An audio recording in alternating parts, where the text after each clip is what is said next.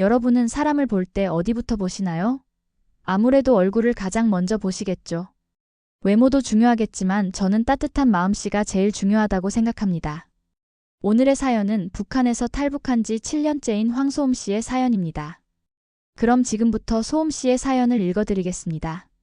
안녕하세요. 저는 북한에서 탈북한 지 7년 차인 탈북민 황소음이라고 합니다. 제가 북한에 있었을 때 들었던 충격적인 소문 하나가 아직도 생생합니다. 그건 단순한 동네 소문이 아니었습니다. 제 주변 몇몇 사람들이 실제로 겪은 일이었습니다. 한국에 와서 들어보니 많은 사람들은 그저 소문일 뿐이라고 치부하더군요. 저도 그때는 자칫하면 그 피해를 당할 뻔한 적이 있었어요. 그 기억을 떠올리면 지금도 소름이 돋습니다. 그 일은 그 시절 우리 동네에서 빈번하게 일어났고 제가 떠난 뒤에도 계속되고 있을지 모릅니다. 저는 양강도 해산에서 태어나 어린 시절을 보냈습니다. 빈민가라 할 만큼 가난한 동네였고 겨울은 길고 깊었지만 난방 연료는 늘 부족했습니다.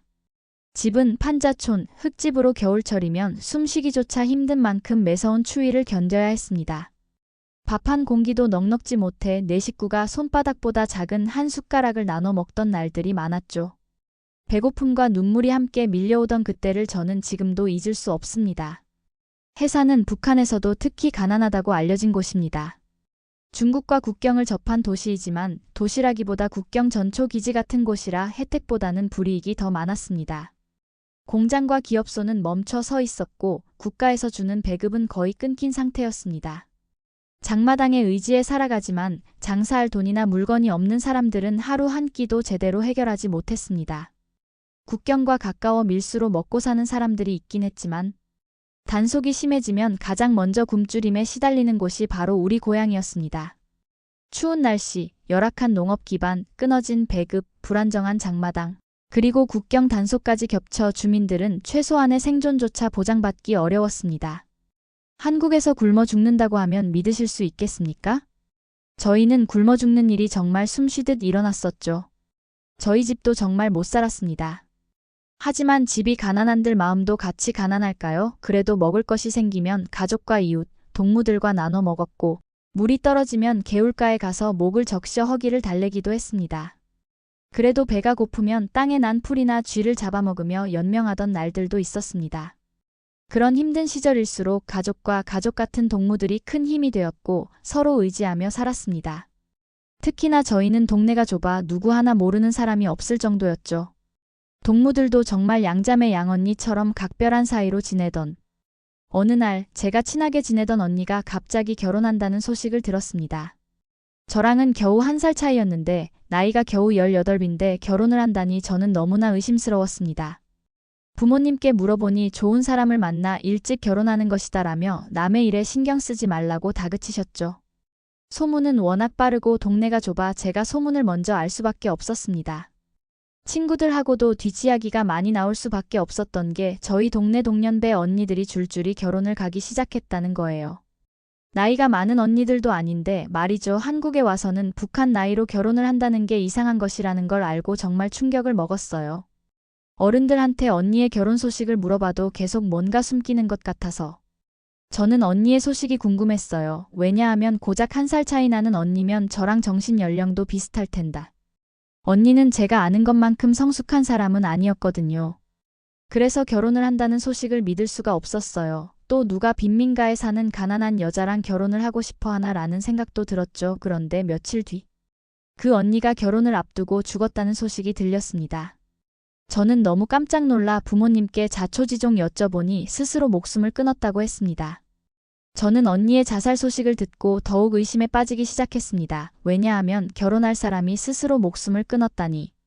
도무지 믿기 어려웠고 말도 안 되는 얘기라고 생각했어요. 근데 얼마 안가 제 동무가 정말 충격적이고 끔찍한 얘기를 해주었어요. 저에게 신신당부를 하며 아무에게도 말하지 말라면서요. 친구가 들려준 이야기로는 그 언니는 야밤에 남자에게 강제로 팔려갔다는 것입니다. 결혼을 강요당한 것이 아니라 팔려간 것이고 언니는 그 끔찍한 삶을 견디지 못해 스스로 목숨을 끊었다는 겁니다. 여기서 더 끔찍한 건 결혼한 여자들의 허벅지 안쪽에 낙인을 찍는다는 이야기였습니다. 저는 친구의 이야기를 믿을 수 없어 거짓말하지 말라며 면박을 줬죠. 처음에는 믿지 않았습니다. 그러나 친구가 그동안 결혼한 언니들이 며칠을 걸어다니지 못한 것은 그 낙인 때문에 아파서 그런 것이라고 말했을 때 저는 얼마나 고통스럽고 아팠을 언니를 생각하니 눈물이 차오르고 소름이 쫙 돋더라고요. 정말 등골이 오싹했습니다. 허벅지에 남긴 그 상처와 고통에 아파하는 언니를 생각하니 눈물이 멈추지 않았습니다. 시간이 지나 동네에서 예전부터 저를 자식처럼 예뻐해 주셨던 할머니에게 끔찍한 얘기를 들었습니다. 엘리트 고위 간부들이나 돈이 있는 남자들이 마음에 드는 여자들을 부모에게 말하면 부모는 돈이나 쌀을 받고 딸을 팔아넘긴다는 것입니다.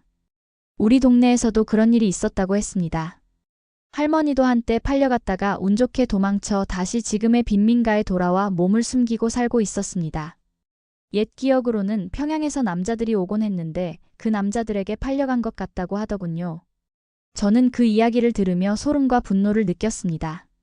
게다가 나이 차이가 많이 나는 남자들에게 팔려가 낙인을 찍히는 건 죽기보다도 싫고 차라리 죽는 것이 낫다고 느낄 정도였습니다. 지역마다 문양이 다르고 누군가의 첩이 많을수록 더 다양한 문양을 새긴다는 말까지 들었습니다. 근데 꼭 팔려간다고 해서 낙인이 찍히는 게 아니라 자신의 것 혹은 장난으로 했다가 어느 순간 북한에서는 낙인 찍는 것이 유행이 됐고 당연시 여기게 되었던 거죠. 생각만 해도 분통이 터지고 잔인한 사람들을 떠올리면 피가 거꾸로 솟는 기분입니다. 그럼 제 주변 동무들도 곧 팔려나간다는 소리 아닙니까? 순간 믿었던 부모님과 절 아껴주고 예뻐해 주셨던 어른들에게 너무나 큰 배신감이 들었지만 전 참아야만 했습니다. 왜냐면 전 빈민가에서 태어난 가난한 아이였으니까요. 하루하루 먹을 것이 없어 굶주리는 삶 속에서 그 남자들이 주는 쌀과 돈으로 생계를 유지해야 했었으니까요.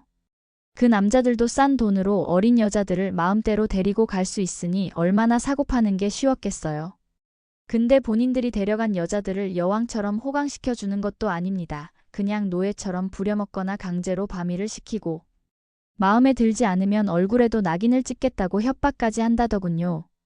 할머니 말을 들어보면 밤마다 남자를 흥분시키게 만드는 방법 어디를 만져야 하는지 또 밤일을 하다 임신을 하면 무조건 낙태를 해야 했어요. 안 그럼 배부른 여자의 배에 소유물처럼 낙인을 찍겠다고 또 협박하고 그냥 성노예였죠. 낙태를 무조건 해야 하는 이유는 그 남자는 자식이 있었거든요.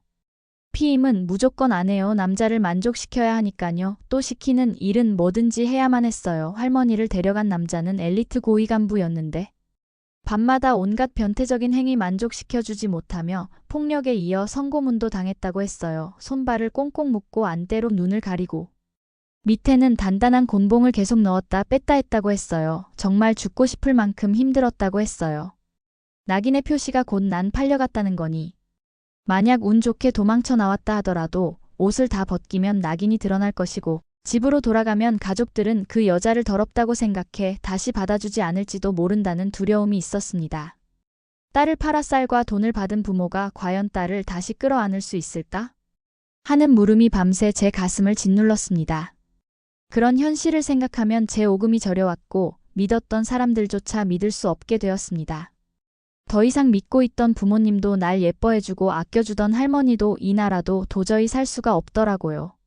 저 또한 언니와 비슷한 나이가 되었을 때 저에게도 그 남자들이 찾아올까 두려웠습니다. 며칠 밤을 제대로 잠들지 못했고 하루하루가 숨막히는 공포였습니다. 며칠이 지나고 부모님들은 결혼 이야기를 계속하셨고 얼마 안 가 남자가 집에 찾아올 거라며 인사를 하라고 시키셨어요. 남자가 집에 올 것이다라며 인사를 준비하라고 했습니다. 다가올 끔찍한 일을 생각하니 저는 더는 견딜 수 없었습니다. 밤낮으로 고민한 끝에 저는 탈북을 결심했고 얼마 뒤 실행에 옮겼습니다. 이보다 더한 지옥은 없을 것이다 라고 생각하며 야밤에 조용히 집을 빠져나올 준비를 했습니다. 부모님께 말해야 할지 편지를 남겨야 할지 많은 고민을 했습니다.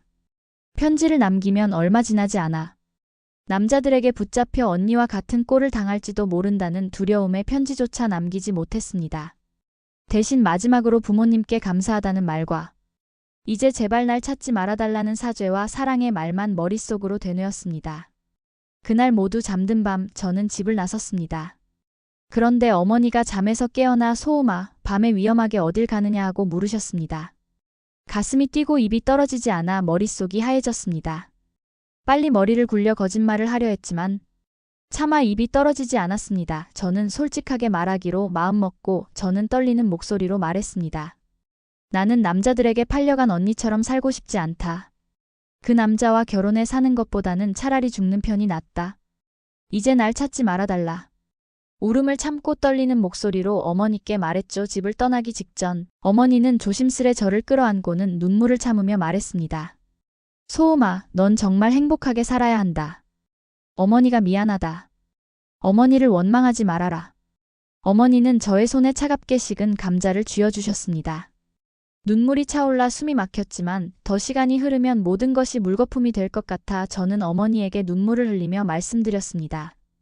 언젠가 꼭 다시 행복하게 만나자라고 말한 뒤 집을 떠나 두만강으로 향했습니다. 그날 어머니가 우는 목소리를 뒤로하고 걸어갈 때 제 가슴은 갈기갈기 찢기는 듯 했습니다. 지금은 탈북한 지 7년이 지났습니다. 가족 생각이 늘 제 마음을 괴롭힙니다. 어머니는 제가 낯선 사람에게 팔려가는 것을 원치 않으셨을 거예요. 어떤 부모가 자기 자식을 팔기를 바라겠습니까? 제가 성노예로 낙인 찍힐 바에는 탈북이라는 위험을 택하고 제가 하고 싶은 일을 할 수 있도록 도와주신 어머니께 너무 감사드립니다. 하지만 저만 지옥에서 탈출한 것 같아 가족 제 동무들을 지옥에 두고 저 혼자만 나온 것 같아 정말 부모님에겐 죄송스러웠고 동무들에겐 정말 미안했어요. 가족 동무들을 전부 데려올 수 없다는 현실이 너무 참혹하고 힘이 들었어요. 하지만 언젠간 다시 행복하게 만날 가족들과 동무들을 생각하며 한국에서 열심히 살고 행복하고 씩씩하게 지내면 제 가족 동무들과 다시 만날 날이 올 거라고 저는 생각하고 있어요. 저는 언젠가 다시 행복하게 부모님과 동무들을 만날 날이 올 것이라고 믿습니다. 그러니 저의 이런 마음을 응원해주세요. 정말 감사합니다. 북한에 계신 어머니를 생각하는 소음 씨의 마음이 너무 예쁜 것 같습니다. 그런 착한 마음을 가지며 살면 언젠간 그 뜻을 이룰 날이 온다고 하죠. 소음 씨는 어머니와 꼭 다시 만날 수 있으실 거예요. 그때까지 소음 씨를 응원할게요. 오늘도 영상 시청해주셔서 감사합니다. 다음 사연이 궁금하시다면 댓글과 구독 부탁드립니다. 그럼 다음 사연으로 뵙도록 하겠습니다. 감사합니다.